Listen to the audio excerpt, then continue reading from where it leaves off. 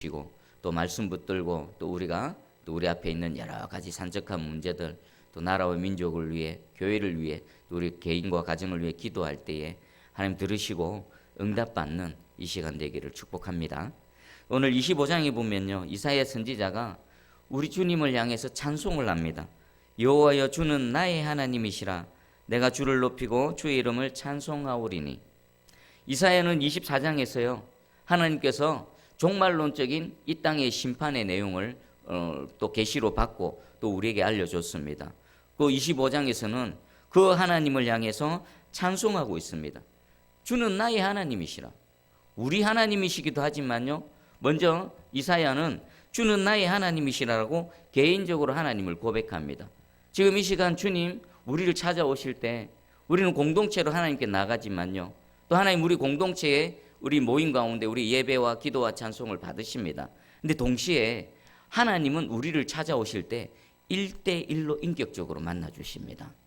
우리가 모였지만 이 시간 하나님, 나의 하나님으로 우리 개인을 만나주시는 이 밤 되기를 주님의 이름으로 축복합니다. 그럼 그 찬송한 내용이 뭔가?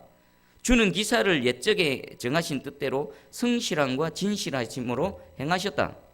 하나님께서 옛적에 정하신 뜻대로 지금까지 다 이루셨다는 겁니다. 그리고 하나님을 향해 하나님은 성실하신 하나님, 진실하신 하나님이십니다 라고 이렇게 고백합니다.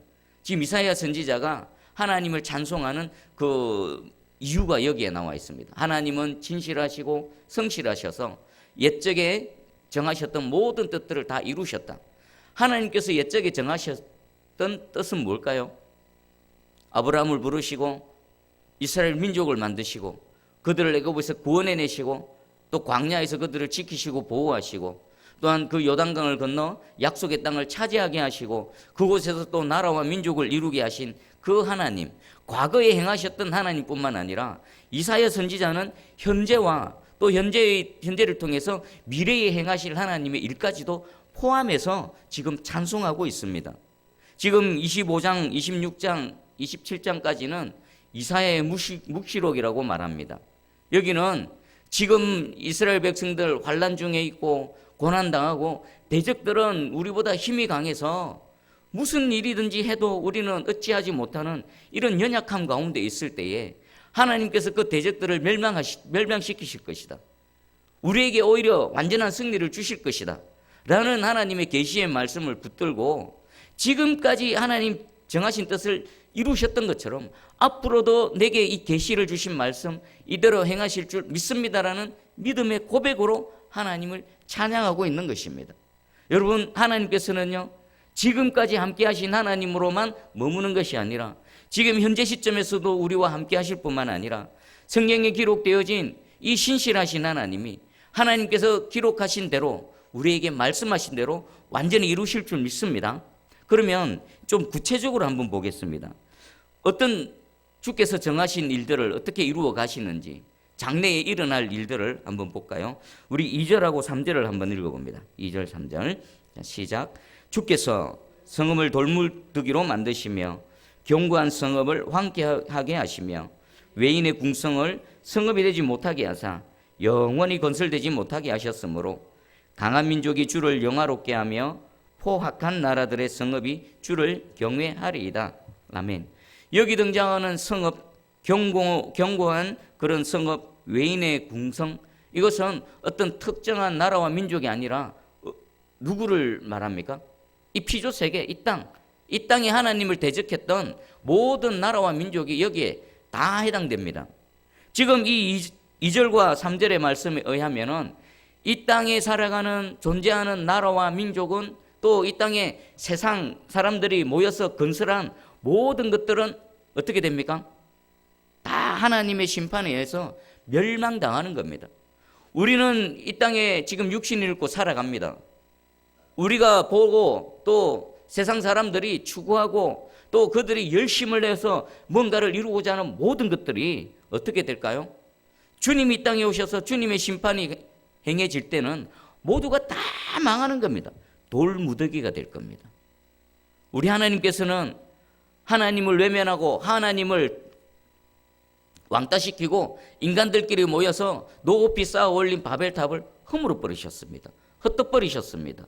그리고 지금 세상 사람들이 그토록 추구하는 권력이나 자신의 명예, 이 모든 것들 통해서 건설하는 이 세상 나라는 장차 다 망하게 될 것입니다. 우리 요즘 요한계시록을 살펴보고 있습니다. 계시록에 하시는 말씀이 뭡니까? 주님 오셔서 이 땅을 어떻게 심판하실지, 그리고 이 공중권세 잡은 자 세상 가운데 살아가는 하나님의 백성들이 어떤 일을 당할 것인지, 그 속에서 어떻게 믿음을 지키며 인내하며 죽기까지 믿음을 지켜내야 되는 그 일들을 말씀하고 계십니다. 그럼 지금 이사야 25장의 이 내용도 동일한 말씀입니다. 우리는 지금 예수 그리스도를 믿는 믿음으로 살아갑니다. 우리가 발을 딛고 세상 가운데 살아가지만 우리가 보고 함께 생활하는 이 세상은 장차 망할 세상입니다. 그러면 우리는 우리의 모든 마음을 어디에 둬야 될까요? 하나님께. 예수 그리스도, 하나님의 뜻, 하나님이 이루시고자 하는 그 모든 것에 우리의 포커스는 맞춰져 있어야 되는 겁니다. 자, 우리의 마음을 한번 봐보십시다. 혹시 세상이 좋고 세상에 마음이 빼앗겨 있지는 않습니까? 여러분, 스톡홀름 증후군이라고 들어보셨습니까? 이전에 스웨덴의 스톡홀름에서 은행 강도 사건이 있었습니다. 은행 강도가 그 인질을 붙잡고 며칠 동안 이제 경찰과 대치하는 동안에 이 인질들의 그 반응이 참 특이했다고 합니다. 처음에는 그 강도 자신들을 인질로 붙들고 있는 강도가 무섭고 그랬는데, 그 강도들이 며칠 동안 같이 지내면서 좀 잘해주고 좀 인간적인 면을 보여주니까 이 인질들이 강도 편에 서는 겁니다. 나중에 강도들이 체포되어졌을 때 오히려 강도를 변호하고 또 강도 편에 서는 이런 모습을 보면서 학자들이 스톡홀름 증후군이라고 합니다. 우리 성도들 중에서도 이 스톡홀름 증후군에 빠진 사람들이 적잖아 있을 줄 압니다. 어떤 사람들일까요? 내가 예수 그리스도를 믿습니다. 주님 나의 주님이십니다 라고 고백하면서도 동시에 세상이 좋은 겁니다. 세상에서 큰 걸 쌓고 싶고, 이 세상은 이 사망이 죽음을 붙들고 죽음을 앞세워서 이 죄의 종로로 타게 만드는 이 세상에 그냥 세상이 주는 그런 자기 만족, 자기 유익, 육체적 쾌락, 이것이 좋아서 그냥 이 스톡홀름 증후군에 빠져서 자신을 죽음의 길로 몰고 가는 세상, 자신을 예수 믿지 못하게 핍박하고 유혹하고 학대하는 이 세상이 좋아서 마음이 빼앗겨서 살아가는 그런 성도들이 있다라면 얼마나 어리석은지 모릅니다. 오늘 이 시간에 여러분의 마음은 어디 있습니까? 화려해 보이는 세상. 여러분 아파트 이름 보면 대부분 뭡니까? 팰리스, 무슨 팰리스, 궁전, 그리고 무슨 타워, 그 무슨 또 뭐죠? 캐슬, 대부분 이런 거 아닙니까? 저는 그런 아파트를 보면서, 아파트의 이름을 보면서요, 야, 저런 게 바로 바벨탑이구나. 저기 좋아 보이고 저것을 위해서 평생을 갖다가 허비하고 빚내가지고 집 사가지고 평생 빚 갚다가 허우적거리다가 인생 다 보내고 낭비해버리고, 하나님 나라, 하나님의 뜻에 대해서는 전혀 관심이 없는 그런 사람들, 마치 이 모습을 보는 것 같습니다. 여러분, 우리는 이 땅은요 완전히 망하게 됩니다. 완전히 무너지게 되어져 있습니다. 우리는 이 땅에서 살아가는 이유는 광야 생활 가운데서 우리가 믿음의 연단을 받고 훈련을 받아서 하나님의 사람으로 장성하게 자라나서 하나님의 뜻을 여기서 이루고 여기서 하나님 나라를 세워가는데 우리는 도구고요, 쓰임받는 그런 하나님의 거룩한 백성입니다. 우리의 정체성, 내가 어디에 속해 있는가, 내가 무엇을 해야 되는가 정확하게 알고 그곳을 향해 달려가는 저와 여러분 되기를 축복합니다. 이것이 우리 이사야 선지자가 찬양하는 내용입니다. 하나님께서는 말씀하신 대로 정하신 뜻대로 장차 이 세상을 완전히 망하게 하실 것입니다. 그리고 또 그 강한 민족, 포악한 나라들이 그 하나님의 권능 앞에 바짝 엎드러질 것입니다.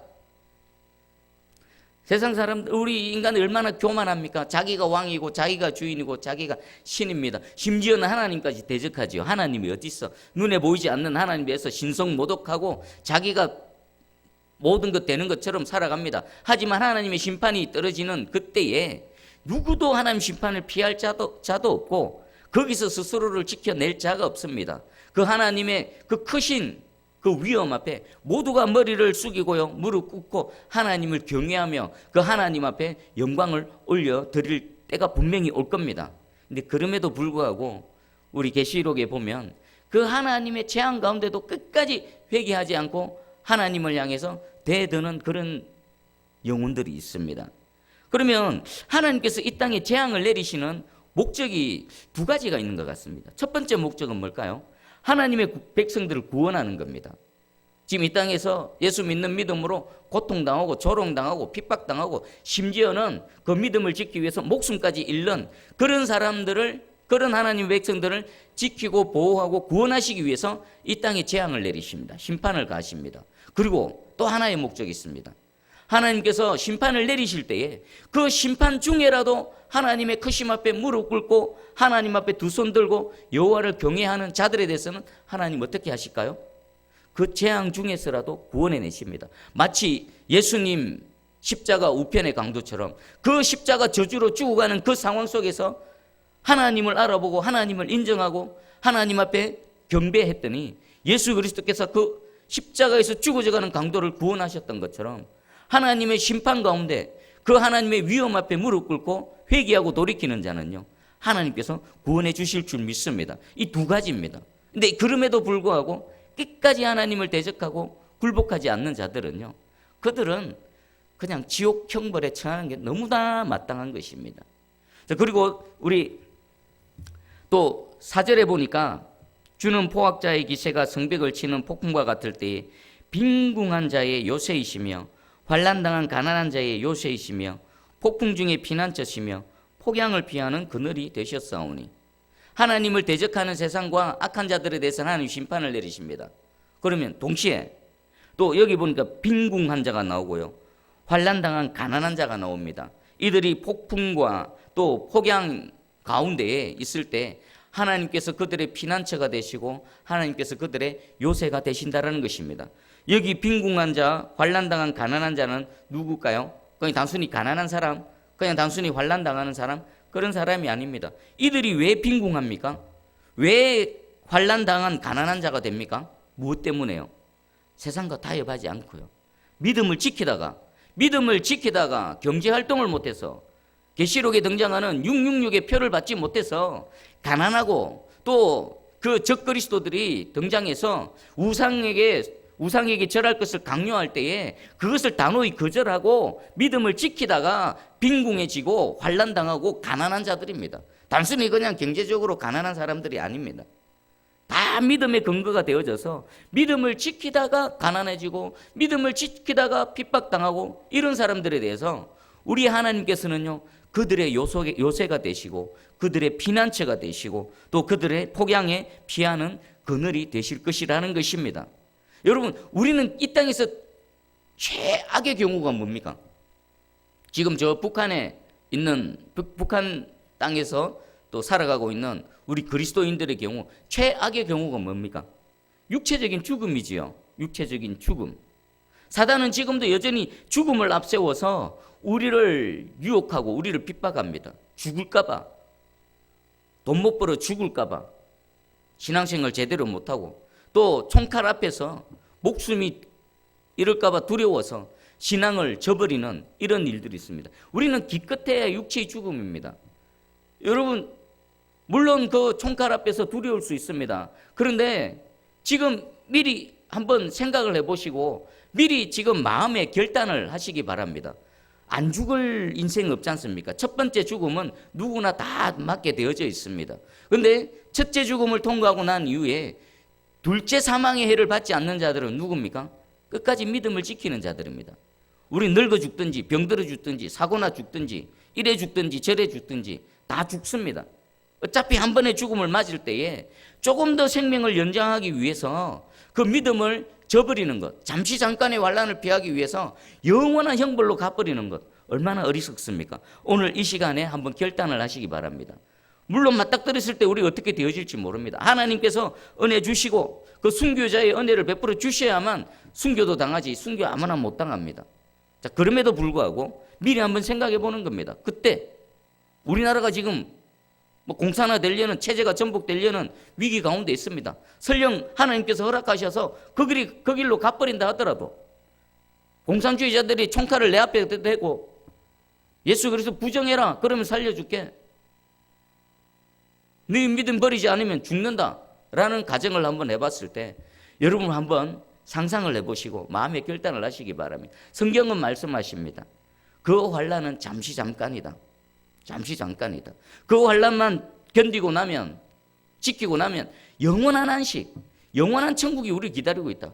그 잠시가 두려워서 믿음을 저버리고 사단이 주는 표를 받아버리면 구원은요, 하나님의 그 인침받은 자들만 구원을 받습니다. 사단의 표를 받고 우상에게 절하고 믿음을 던져버리면요, 누구도 하나님을 배웁지 못하게 될 겁니다. 여러분 이 시간 결단하시기 바랍니다. 어떤 상황 속에서도 내 믿음을 지키리라. 지금 여기서 환난 가운데 죽임을 당하는 자들도 수없이 있었을 것입니다.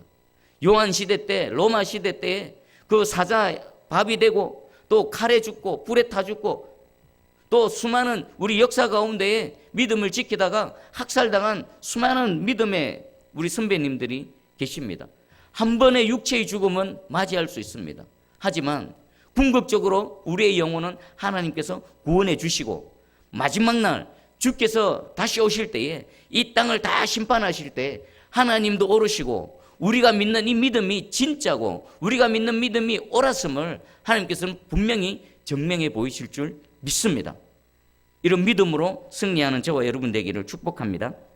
그리고 또 찬송하는 내용이 6절에 등장합니다. 우리 6절에서 8절까지 한번 읽어보겠습니다. 6절에서 8절 시작.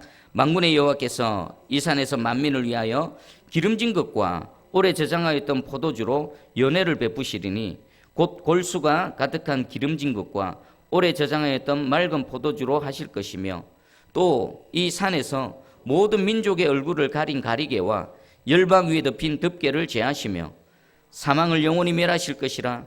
주 여호와께서 모든 얼굴에서 눈물을 씻기시며 자기 백성의 수치를 온 천하에서 제하시리라. 여호와께서 이같이 말씀하셨느니라. 아멘. 또 하나 찬송하는 그 구체적인 이유가 등장합니다. 이 만군의 여호와께서 이 산에서, 이 산은 하나님이 계신 거룩한 산입니다. 그 산에서 뭐가 일어납니까? 어떤 일이 펼쳐집니까? 연회가 펼쳐집니다. 하나님께서 믿음을 지키고 끝까지 인내하며 믿음으로 승리한 자들을 향해서는 천국 잔치를 베풀어 주시는 겁니다. 천국 잔치를. 근데 그 차려진 음식을 봐보십시오. 그 기름진 것, 오래 저장하였던 포도주, 골수가 가득한 기름진 것, 오래 저장했던 맑은 포도주, 최상의 식품과 최상의 음식과 최상의 포도주로 그 믿음을 끝까지 지켜낸 자들을 향해서 잔치를 베풀어 주시는 겁니다. 우리 하나님의 마음이 어떨까요?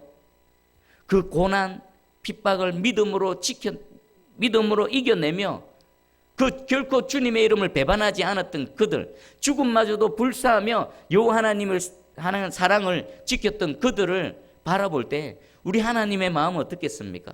눈물 나도록 그들이 사랑스럽고 눈물 나도록 그들이 얼마나 기쁘신 존재가 되겠습니까? 그들을 향해서 천국 잔치상을 떡하니 차려놓고 마음껏 그들에게 먹게 하는 겁니다. 하나님 위로를 하시는 겁니다. 그리고 7절에 보니까 가리개가 벗겨집니다.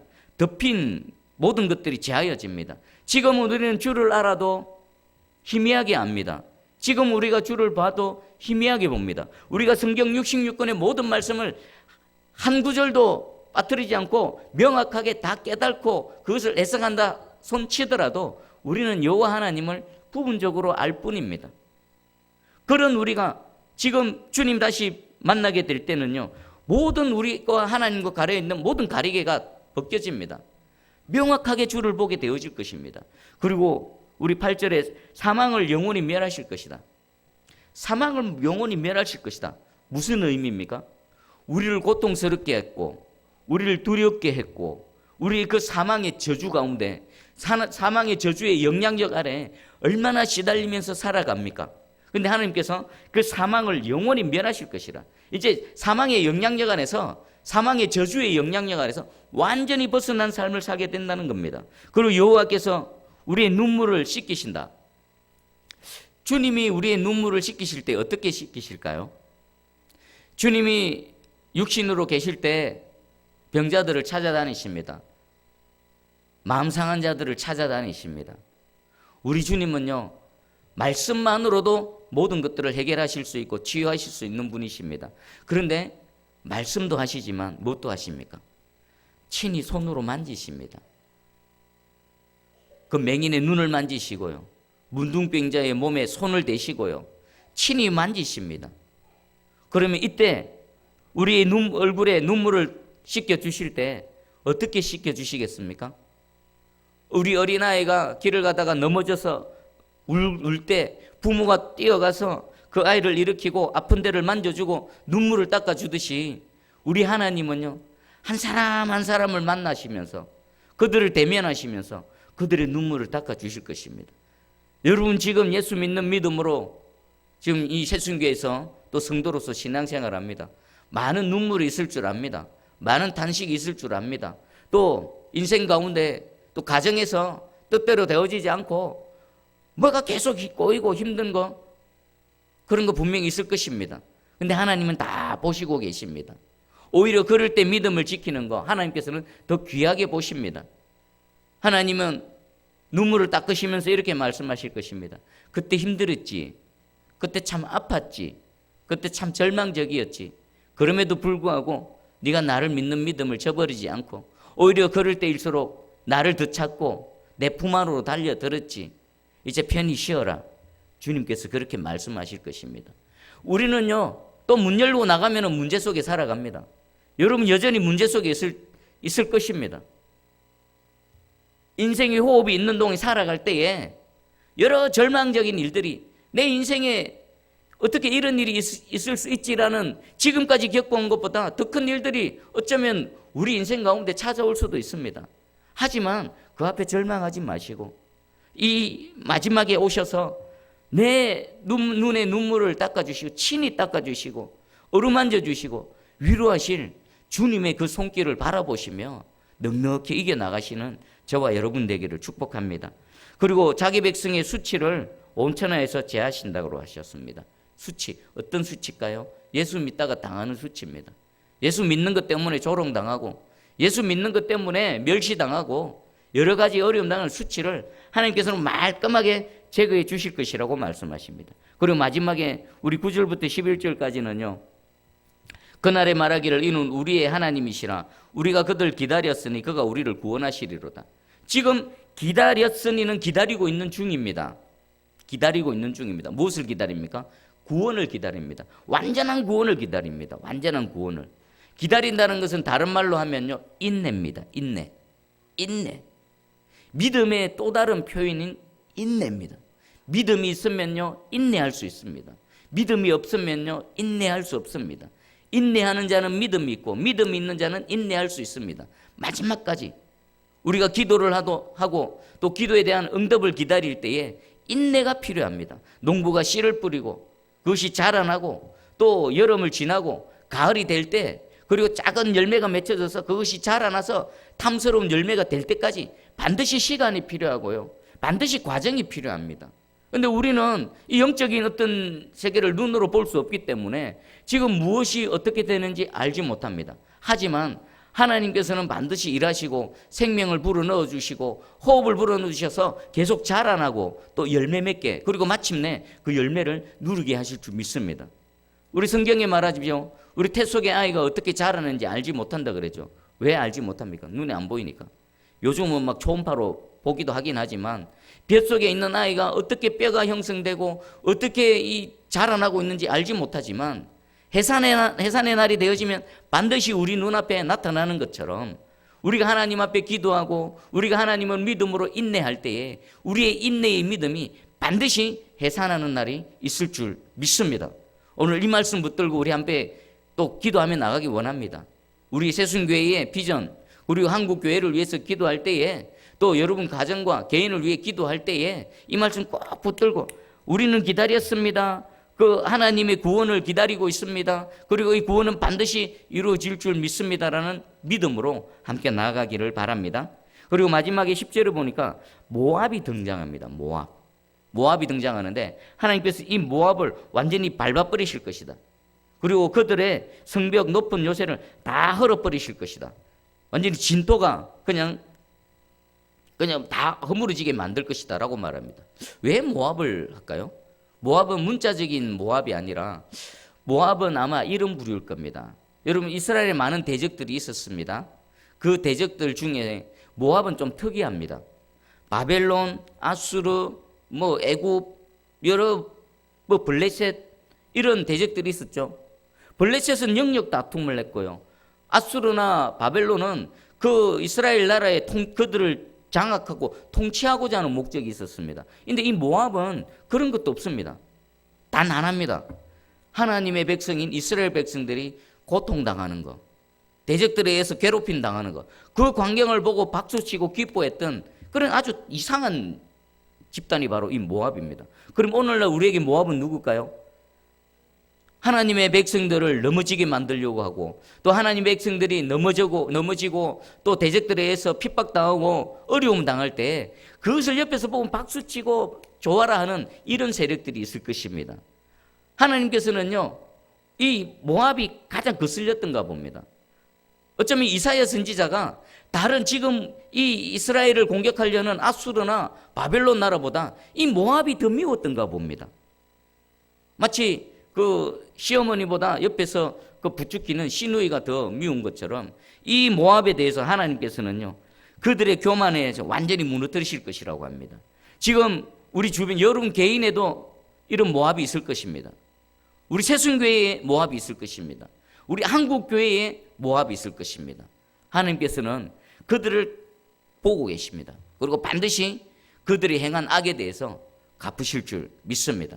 오늘 우리 이사야 선지자가 이 마지막 때를 바라보며 하나님께 찬송한 그 내용이 있습니다. 세상을 다 무너뜨리실 것입니다. 하나님의 백성들, 그 믿음을 지킨 자들은 지키시고 보호하실 것입니다. 그리고 그 천국 잔치에 가장 최고의 것으로 먹이시고 그들이 당한 고통, 눈물을 다 씻겨주시고 그들의 수치를 벗겨주시고, 그리고 하나님께서 마침내 구원하실 것이며, 사는 동안에 모압과 같은 그런 족속들 하나님께서는 반드시 심판하셔서 그들의 그 한을, 그 원수를 하나님께서 친히 갚아주시는 이 내용으로 이사야 선지자는 찬송했습니다. 이 찬송의 노래가 저와 여러분들의 노래가 되고 또 오늘 함께 기도하는 기도 제목이 되기를 주님의 이름으로 축복합니다. 아멘. 우리 찬송